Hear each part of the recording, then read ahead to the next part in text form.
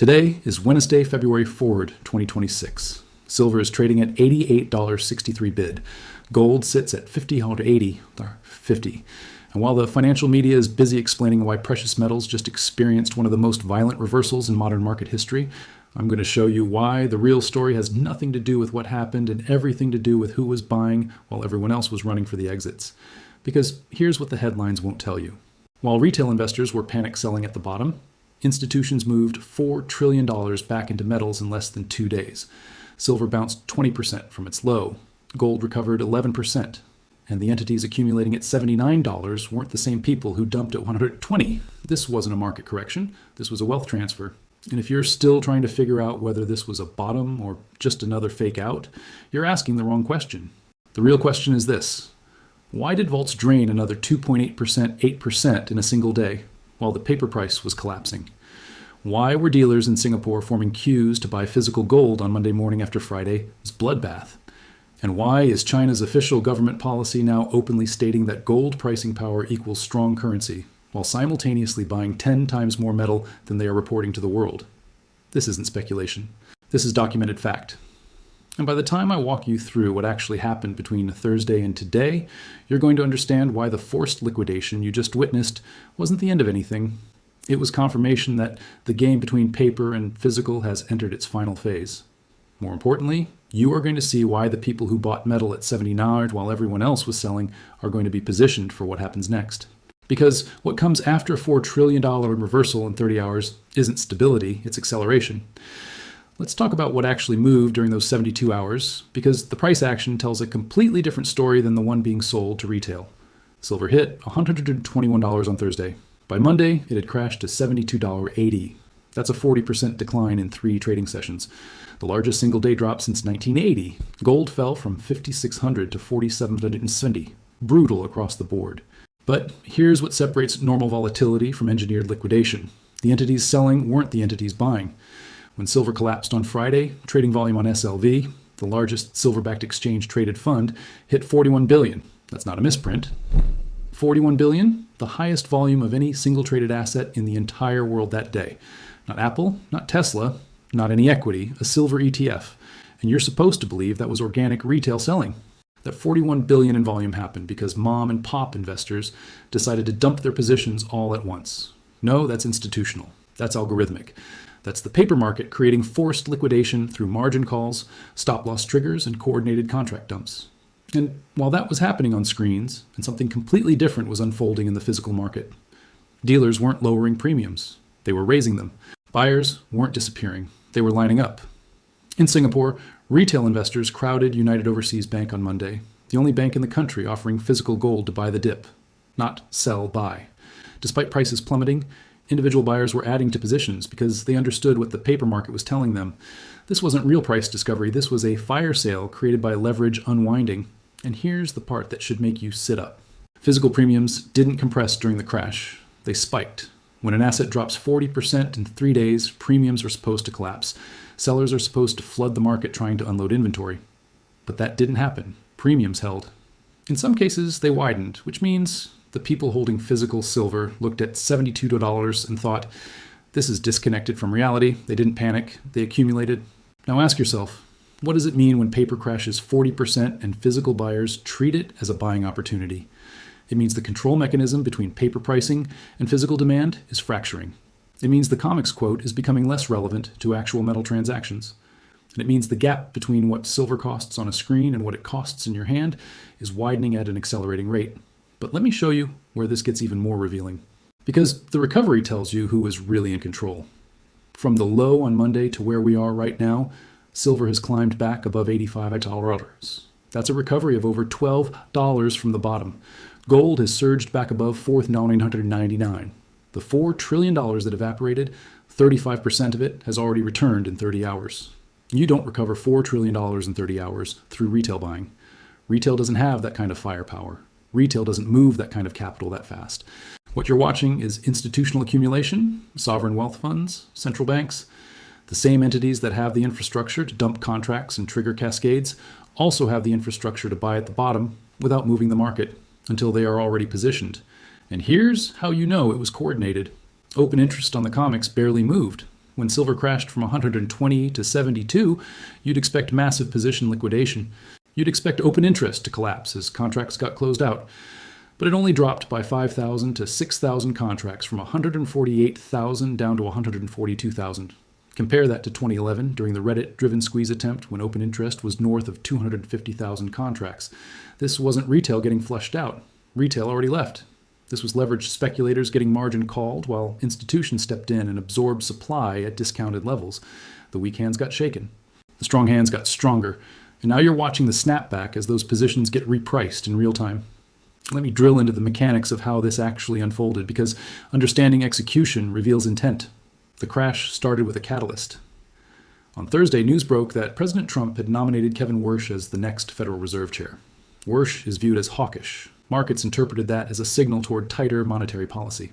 Higher rates, stronger dollar, and historically stronger dollars put pressure on commodities priced in dollars, including metals. But here's what doesn't add up: the magnitude of the move.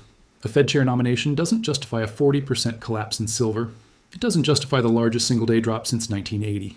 What it does justify is a 5% pullback, maybe 10% if sentiment is fragile, but 40, that only happens when the catalyst is used as cover for something much larger. And that something is forced liquidation. Because in the days leading up to Thursday, silver had been behaving in a way that created vulnerability. It had run from $50 to $121 in a matter of weeks. Leverage had piled into the market. Open interest had climbed, and every leverage, long position that entered above $90, was sitting on a margin requirement waiting to be triggered. So when Wars got nominated, the entities with the ability to move the market saw an opportunity. They didn't just sell, they dumped. Thousands of contracts hit the futures market in compressed time windows. Prices broke technical support levels. Algorithms kicked in. Stop losses cascaded. And once the momentum started, it fed on itself. Leveraged longs got margin calls. Brokers liquidated positions. Forced selling created more downward pressure. And by the time it was over, billions of dollars in paper wealth had been vaporized. But here's the genius of it. The entities that triggered the cascade didn't cover at the bottom. They let the price recover, which tells you this wasn't about profit. It wasn't about closing short positions at favorable levels. It was about breaking momentum. It was about resetting sentiment. And it was about making sure that anyone who thought silver was going to run to 150 got destroyed before that narrative could take hold. Now, let's talk about what was happening beneath the surface while this was playing out. Because the physical market was telling a completely different story, vaults drained 2.8% in a single day. That's not a small move. That's metal leaving the system at an accelerating rate. And it's happening while the paper price is collapsing. Think about what that means. If the crash were real, if it reflected genuine oversupply or collapsing demand, vaults would be filling up. Sellers would be delivering metal. Inventory would be rising. But the opposite is happening. Inventory is falling, which means the people holding physical silver aren't convinced by the paper price. They're ignoring it. And it's not just vaults. Dealers are running out of product. Bullion Star, a major Singapore-based dealer, is down to one 1,000 bar left in pre-sale inventory. 1 bar. That's the size industrial buyers need. And after that bar is gone, they're sold out. So while the comics is saying silver is worth $72, industrial users are scrambling to lock in supply, because they know the paper price is temporary and the physical shortage is structural. Now add this to the picture. China just released an official government article by Xi Jinping outlining the country's financial strategy. The title, Building a Financial Power, and the top priority listed as task number 1 is achieving a strong currency. How do you achieve a strong currency? According to the article, gain pricing power of gold, become the number 1 producer, consumer, and importer. Possess the world's largest reserves. This isn't a think tank report. This isn't analyst speculation. This is official Chinese government policy published on the central government's website. And the article explicitly states that China is close to completing preparation and that the global gold final battle is about to break out. Now, let that sink in. The second largest economy in the world just told you they're positioning for a gold-based currency war. And they're doing it while accumulating 10 times more metal than they're officially reporting. In November, China bought 10 tons of gold. Officially, they reported tons. In September, they acquired 15 tons. Officially reported, negligible. They're accumulating in secret while publishing minimal numbers to avoid driving prices higher before they are fully positioned. And when they finally reveal their actual reserves, when they show the world they hold 10 or 20 times more gold than anyone thought, the entire metals market reprices instantly. Every central bank on the planet will rush to catch up. and the gap between paper pricing and physical reality will become impossible to ignore. But here's where it gets even more interesting. Because while China is accumulating gold in secret, the United States just announced its own critical mineral stockpile. President Trump unveiled a $12 billion program to secure critical metals, including silver $10 billion in funding from the U.S. Export-Import Bank, $1.67 billion in private capital, and the explicit goal is to counter China's dominance in the supply chain. Translation: the U.S. government just admitted that access to physical metal is a national security issue. They're not stockpiling paper contracts. They're stockpiling physical inventory because they know what China knows. Whoever controls the metal controls the pricing, and whoever controls the pricing controls the currency. So now you have two superpowers, racing to accumulate physical metal while the paper market creates the illusion of oversupply. Think about the asymmetry of that dynamic. China buying 10 times reported amounts. The U.S. launching a 12 billion stockpile, vaults draining, dealers selling out, and the comics saying silver is worth $85. Does that price reflect reality? Or does it reflect what the paper market needs you to believe, so institutional buyers can keep accumulating without competition? Now, let me address the risks, because there are real headwinds, and ignoring them would be dishonest. Japan's 30-year bond yield just hit the highest level since these bonds were created. Japan's debt to GDP ratio is 250%, the worst of any major economy. The US is at 120%, and Japan holds $22 trillion in US Treasury debt, more than any other foreign country. For 3 decades, Japanese investors have been running the carry trade, borrow in Japan at 0%, send the money to the US by treasuries, paying 4 to 5% pocket the spread. But now, Japanese bonds are yielding 3.7%. The spread has collapsed, the free money is over, and when Japanese investors stop buying US debt or worse, start selling, treasury yields spike. When yields spike, everything leveraged against those rates comes under pressure. Stocks, bonds, commodities. That's what triggered the initial metals crash, not fundamentals, not oversupply. Forced liquidation as margin calls spread across the system because the carry trade unwound. The US dollar got dumped at the fastest pace in 2 years. The 10-year Treasury yield approached its highest level since August, and the Treasury Secretary was literally calling Japan, begging them to calm the markets, while the Fed stepped in to prop up the yen. This is systemic stress. This is what happens when debt levels become unsustainable and interest rate differentials invert. And it's not going away. Japan's debt crisis is real. The carry trade unwind is real, and the pressure on global liquidity is real. But here's the twist. That pressure is exactly why metals bounced $4 trillion in 30 hours. Because when systemic stress hits, capital doesn't just vanish, it relocates. And where does it go when currencies are being debased? When central banks are trapped between inflation and recession, and when government debt is spiraling out of control, it goes to the only assets without counterparty risk: gold, silver, physical commodities that can't be printed, can't be debased, and can't default. China understands this. That's why they're accumulating in secret. The US government understands this. That's why they're building a stockpile. And institutional buyers understand this. That's why they moved $4 trillion back into metals in 30 hours, while retail was panic selling at the bottom. Let me show you what this means for anyone holding physical metal right now, because the gap between paper and physical isn't just wide, it's accelerating. Shanghai silver futures are trading at $12. The Western spot is at $88. That's a $14 premium, 20% above the comics quote. After a 40% crash and a 20% bounce, the premium compressed slightly, but it's still elevated, which means Chinese buyers are paying 20% more than Western paper pricing. Why? Because they're buying physical delivery, not paper contracts. The price of getting actual metal in China is disconnected from what the futures market says it should cost. Now think about what happens when that premium keeps widening. When Shanghai hits 110 and the comics is still quoting 90, when industrial users in Asia are paying 30 or 40% premiums while Western investors are still watching the spot price, at some point the arbitrage becomes too obvious. Buyers stop using the comics price as a reference. They start negotiating based on regional physical markets. And when that happens, the paper price loses credibility entirely. We're not there yet, but we're closer than we've ever been.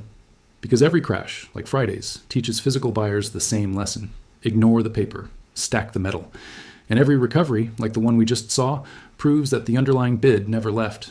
The only thing that changed was the number on the screen. The fundamentals, deficit supply, industrial demand, sovereign accumulation didn't budge. Here's what that means in practical terms. If you're holding physical silver and you watched it drop from 120 to 72, you didn't lose anything unless you sold. The metal in your hand didn't evaporate. Its utility didn't disappear. The only thing that changed was what someone was willing to pay for a derivative contract on a futures exchange. And that number is increasingly divorced from the actual cost of securing supply. But if you were leveraged, if you were trading on margin, if you had stop losses set, if you were trying to time the market, you got liquidated. You got shaken out, you lost. Because the game is designed to destroy traders and reward holders. It's designed to punish anyone trying to outsmart the manipulation and reward anyone who just stacks metal and waits. Friday's crash proved that. $4 trillion evaporated.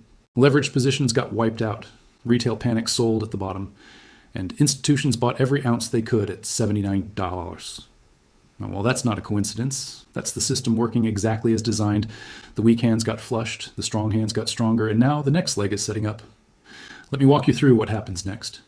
Because there are only two possible outcomes, and both of them end the same way. Scenario 1, the paper market reasserts control. Silver gets capped every time it tries to break above 95 or 100. They trigger another cascade. They force another round of liquidation, and they keep the price range-bound for another cycle. What does that mean? It means the physical deficit gets worse. Vaults keep draining. Premiums keep climbing. Industrial users get more desperate, and the eventual breakout becomes even more violent. Because every day that passes with silver and structural deficit is another day of supply destruction. And you can't reverse consumption. Think about the industrial consumption side of this equation. Solar panel manufacturers aren't speculating on silver prices. They're building factories based on 10-year demand projections. Electronics producers aren't traders watching charts. They're securing supply chains for products that won't ship until next quarter. And when those users see a 40% price drop, they don't interpret it as demand is falling. They interpret it as we just got a temporary discount on the most critical input in our supply chain. So they accelerate orders. They lock and forward contracts. They do whatever it takes to guarantee delivery because they know that if the paper market stays disconnected from physical reality much longer, the premiums are going to explode to levels that make current pricing look like a gift. A study published in January projected that global silver demand will surge this decade to 48,000 to 54,000 tons annually by 2030. Supply expected to rise only to 34,000 tons. That means just 62 to 70% of demand will be met through mining. The rest has to come from above-ground inventory. And above-ground inventory is being consumed faster than it's being replaced. The solar sector alone is forecast to consume 10,000 to 14,000 tons per year by 2030. That's up to 41% of global supply going into one industry, and it's not coming back. Solar panels don't get recycled. The silver is gone permanently. So every month that passes with silver in deficit is a month where the available supply shrinks. The paper market can manipulate prices all at once, but it can't change the fact that consumption exceeds production. And deficits don't resolve through suppression. They resolve through price discovery. Real price discovery, not the fake version created by futures market manipulation. Scenario 2, the breakout happens now. Silver retest 100 breaks through and keeps climbing. The paper market tries to dump it again, but this time, physical demand absorbs every contract. Premiums spike to levels that can't be ignored. And the comics start struggling to make deliveries because inventory has been drained. What does that mean? It means the end game accelerates. It means 3-digit silver this year, not next. And it means anyone without physical metal gets priced out permanently. Here's what that looks like in practice. March is approaching. That's a delivery month on the comics. And registered inventory, the metal actually available for delivery, has been depleted. When contract holders stand for delivery and there isn't enough metal to satisfy obligations, one of two things happens. Either the exchange raises margin requirements and changes the rules to discourage delivery, or premiums explode to levels that make it economically impossible for short sellers to source metal at spot prices. We've already seen hints of this dynamic. Physical premiums held during the crash, dealers raised prices instead of lowering them, and institutional buyers absorbed every dip. Now, imagine what happens when March delivery obligations hit, and there aren't enough registered ounces to fulfill contracts. The scramble for physical will overwhelm the paper pricing mechanism entirely. And once that happens, the comic's quote becomes irrelevant. The only price that matters is the price you can actually secure metal at. And that price will be determined by physical supply and demand, not by how many paper contracts get dumped in the Asian session. Both scenarios resolve the same way. The only variable is timing, and if you're waiting for clarity, if you're waiting for confirmation, you're going to miss it, because by the time it's obvious to everyone, the metal will be gone. Let me show you what I mean by looking at what's already happening in regional markets. The disconnect between paper and physical isn't theoretical, it's playing out in real time across different geographies. In Shanghai, silver futures are trading at $12. In the West, spot is at 88. That's a $14 spread, 20% premium for Chinese buyers. Why? Because they're not speculating on derivatives. They're securing physical delivery. And the price of getting actual metal into China is determined by local supply and demand, not by what the comic says silver should cost. Now look at Singapore. Retail investors queuing at the only bank offering physical gold, buying the dip despite collapsing prices. Not because they're gambling on a bounce, but because they understand that paper volatility creates opportunities in the physical market. They're not worried about whether gold hits 4,500 or 5,500 next week. They're accumulating real assets, while Western investors panic, sell based on screen prices. And look at dealer inventory. Bullion Star, a major Singapore dealer, down to one 1,000-ounce bar in pre-sale inventory. One bar. That's industrial size. That's what manufacturers need. And after that bar sells, they're out. So, while the COMEX is pricing silver at $85, industrial buyers in Asia are scrambling to secure supply because they know the window is closing. They're not waiting for the perfect entry. They're not trying to time the bottom. They're buying whatever they can get because they know that in 6 months metal might not be available at any price. This is what fracture looks like. Paper saying one thing, physical saying another, and the gap widening with every cycle. Eventually, that gap becomes impossible to maintain. Either the paper price adjusts higher to reflect physical reality, or the physical market decouples entirely, and the comics quote becomes a historical curiosity that nobody uses anymore. And here's the kicker. The entities with the most to lose from that decoupling are the same ones engineering these crashes. The bullion banks, the institutions with massive short positions, the players who've spent decades managing the paper market to keep prices contained. They know what happens if physical breaks free, they lose control, they lose pricing power, and they're left holding worthless paper contracts while everyone else holds metal. That's why they're fighting so hard. That's why they're willing to crash silver 40% in 3 days.